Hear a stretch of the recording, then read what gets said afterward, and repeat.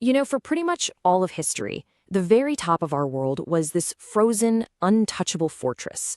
But that fortress is melting, and we're about to dive into how this big thaw is kicking off a brand new kind of Cold War, a race for literally trillions of dollars in resources, and, you guessed it, strategic control at the North Pole. Look, this isn't an exaggeration. This is probably the single biggest geographic shift of our lifetime. A whole new ocean, the Arctic, is opening up for the first time in, well, modern history.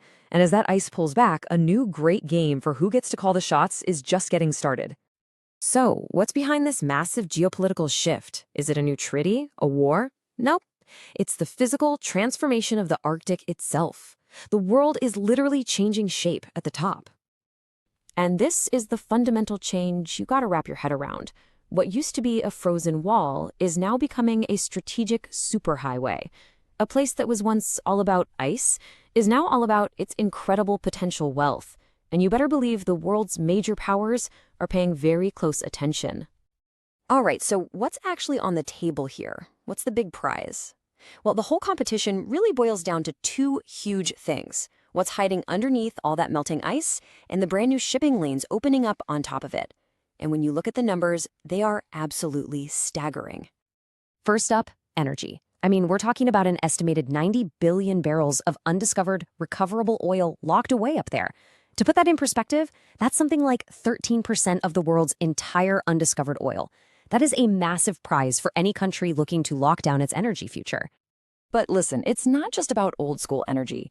This number, $1.5 trillion, that's the estimated value of the rare earth elements just in Greenland alone.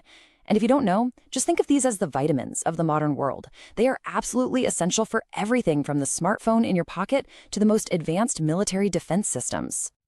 And then there's the second great prize, speed. We're talking about new shipping lanes, like Russia's Northern Sea Route, that could slash the travel time between Asia and Europe by up to 40%. Think about that. That's weeks of travel time, fuel, and money saved. This could completely redraw the map of global trade as we know it. So you see, it's this dual incentive that's so crucial. It's a two-for-one deal. Nations aren't just racing to get their hands on the vast underground wealth, the oil, the gas, the critical minerals. They're also fighting for control of the strategic shipping lanes on the surface that could make traditional routes, like the Suez Canal, a lot less important. So this race for resources and routes, it's naturally pulled in the world's biggest players. So let's break down who's who in this new great game up north, and what each of them is really after. Okay, this chart gives us a fantastic snapshot of the whole situation. First, you've got Russia. With that massive Arctic coastline, their goal is pretty straightforward. They want to control the Northern Sea Route and cash in on their own huge oil, gas, and mineral reserves. The catch? Western sanctions are really hurting their access to the tech and the money they need to do it. Then you have the United States. For Washington, it's a few things: defending the homeland, keeping those shipping lanes open for everyone, and, this is a big one, getting a secure supply of critical minerals from places like Greenland so they're not so reliant on China. The problem for the U.S.? The costs are astronomical, and there's a lot of environmental opposition at home. And finally, there's China. They call themselves a near-Arctic state, which is creative.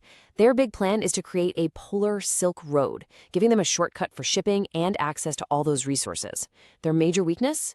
They don't actually own any territory up there, which makes them the outsider trying to muscle their way in. Now, if you want to see where all these different ambitions and tensions collide, there's really one place that stands out from all the rest: Greenland. It has become the absolute epicenter of this new global power struggle. And it's a totally fair question, right? Why is this one massive ice-covered island so unbelievably important? From a distance, it looks like a whole lot of nothing but ice. But it's what's under that ice that explains why the world's superpowers are all laser-focused on this one spot on the map. And here is a huge piece of the puzzle. Right now, China absolutely dominates the processing of these rare earth minerals. They handle about 60% of the entire world's supply. That gives Beijing incredible leverage over the global supply chain for pretty much all modern tech. So for the West, finding a new independent source isn't just a nice to have, it's a strategic emergency. And guess what? Greenland is that source. And when we say it's a source, we mean it. The island has deposits of 25 of the 34 raw materials that the EU considers critical. We're talking about huge reserves of rare earth elements, graphite for batteries, niobium, you name it. This isn't just another potential mine. It's a strategic treasure chest that could literally power the entire green energy revolution. And look, this isn't some big secret. This quote right here lays out the official U.S. position in black and white. Greenland is seen as totally essential, both for military reasons, like missile defense bases, and as the key to breaking China's chokehold on those critical minerals. Okay, so we've been talking about superpowers, geopolitics, high-level strategy, but let's bring this all back home. How does a power struggle at the North Pole actually affect your life? It's way more direct than you might think. That struggle over who gets to mine in Greenland, it directly connects to the device that's probably in your hand right now. It works like this. First, those critical minerals get pulled out of the ground in the Arctic. Second, they get processed and refined. And third, they become the key ingredients in the batteries, the chips, and the magnets that make your EV run, your smartphone work, and countless other gadgets tick.